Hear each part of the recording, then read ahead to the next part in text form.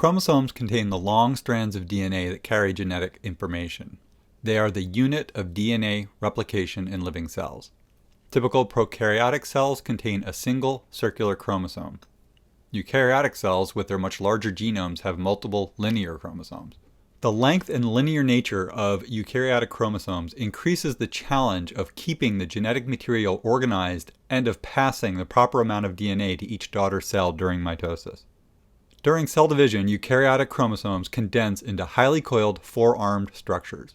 The tight coiling and high degree of organization in this supercoiled DNA facilitates proper segregation during mitosis and cell division.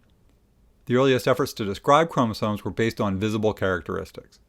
The most obvious features include the centromere, which is the central constriction point, and the branches stemming from this constriction point. These branches are called arms. Each chromosome has either 2 or 4 arms extending from the centromere. Late in the cell cycle, when the process of mitosis has begun but before the cells have divided, cells contain 2 complete copies of their genome. When the DNA is supercoiled in preparation for cell division, the pair of copies of each chromosome come together to form the characteristic X-shaped structure. The point of attachment of these 2 complete copies occurs at the centromere. Each copy of the chromosome is called a chromatid.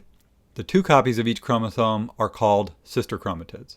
When cells divide, one sister chromatid is delivered to each of the daughter cells. One common way to classify the different types of chromosomes is based on the position of the centromere along the length of the chromosome.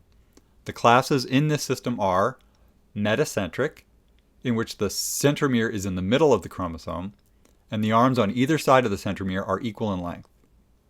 Submetacentric, in this case the centromere is closer to the middle of the chromosome than it is to either end, but the arms differ in length. Acrocentric, the centromere is closer to one end than it is to the middle, making a relatively large difference between the length of the arms, but in this case, each chromatid still has 2 visible arms. And telocentric. In this case, the centromere is at the very end of the chromosome, and each chromatid has only 1 arm. The centromere is more than the connection point for the chromatids. It plays an important role in cell division as the site of the kinetochore. The kinetochore is the point of attachment of the fibers that pull sister chromatids apart during mitosis. The linear nature of eukaryotic chromosomes presents challenges for replication because DNA polymerase requires a priming sequence to elongate strands of DNA.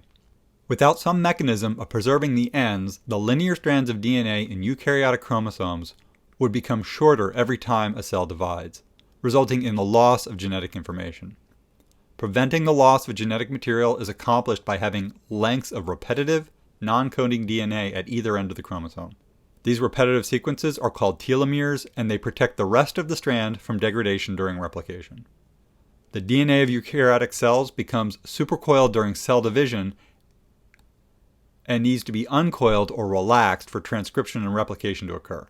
So for large periods of the cell cycle, the chromosome exists in an uncoiled, diffuse state.